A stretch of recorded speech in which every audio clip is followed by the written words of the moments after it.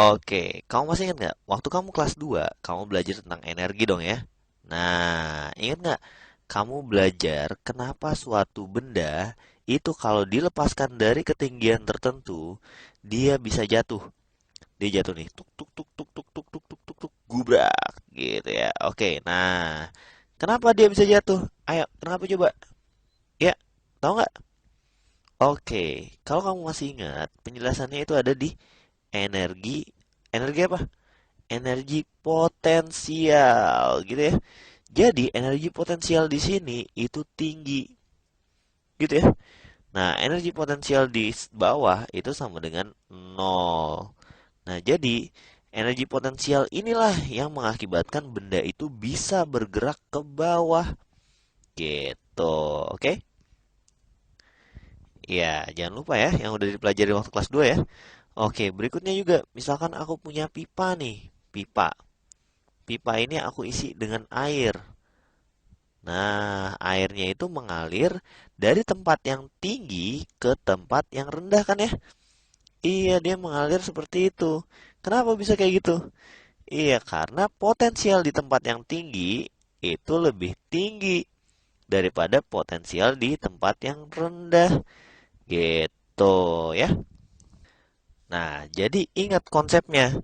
Benda ini bisa jatuh karena ada perbedaan potensial antara titik yang atas dengan titik yang bawah, gitu ya.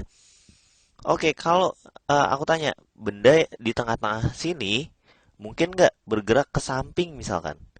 Nggak mungkin ya, karena potensinya sama di sini, potensialnya sama. Potensial di sini dengan potensial di sini sama. Tidak ada beda potensial.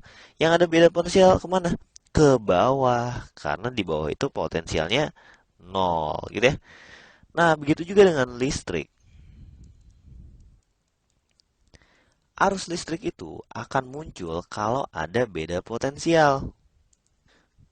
Oke, pertama kamu ingat dulu, arus listrik itu harus muncul, akan muncul kalau ada rangkaian tertutup ya.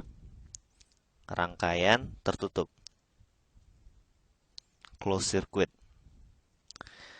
Jadi kalau rangkaiannya terbuka, dia nggak muncul arus. Contohnya, ketika baterai yang tadi, itu kamu diemin gini, nggak kamu apa-apain, itu nggak muncul arus ya. Nggak muncul arus. Misalkan ini baterainya, biasanya berapa sih baterai? Ya ada yang 1,5, ada yang, ya aku taruh 9 aja deh, biar angkanya enak. 9 volt juga ada ya, baterai 9 volt ya. Oke, kalau dia rangkaian terbuka kayak gini, ya tidak muncul arus gitu ya, nggak muncul arus. Oke, tapi kita bisa lihat bahwa tegangan di sini, tegangan di titik A, kita sebut aja titik A di situ ya, dengan di titik B itu berbeda, tapi belum muncul arus ya. Nah, ketika kita berikan beban di sini, set set set gitu ya, ini adalah R misalkan. Nah, maka nanti akan muncul nih arus. Arusnya akan berpindah dari A ke B. Set gitu. Kenapa bisa kayak gitu? Karena tegangan di A itu lebih besar daripada, potensial di A itu lebih besar daripada potensial di B. Sehingga muncullah arus listrik.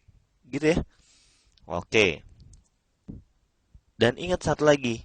Arus listrik itu bergerak dari potensial tinggi ke potensial rendah. Ya, ingat.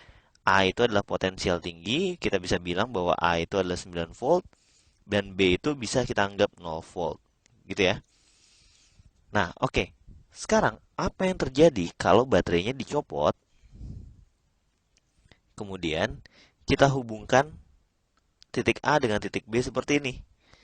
Nah, kalau kayak gini, antara titik A dan titik B, itu gimana? Iya, VA akan sama dengan VB. Potensialnya sama, VA dan VB. Oke, dia mungkin memiliki potensial listrik. Mungkin juga B memiliki potensial listrik. Tapi yang pasti, karena dihubungkan seperti ini, potensialnya jadi sama. Kalau gitu, tegangan antara A dan B itu gimana? Iya, VA min VB sama dengan nol. Sehingga tidak ada arus di sini. Nggak ada gitu. Oke? Ya, jadi beda sama kasus yang pertama ya. Kalau kasus yang pertama, VA min VB-nya itu lebih dari nol. Ya, Kalau lebih dari nol berarti tegangannya ada, gitu ya. Oke, udah segitu aja dulu konsep beda potensial.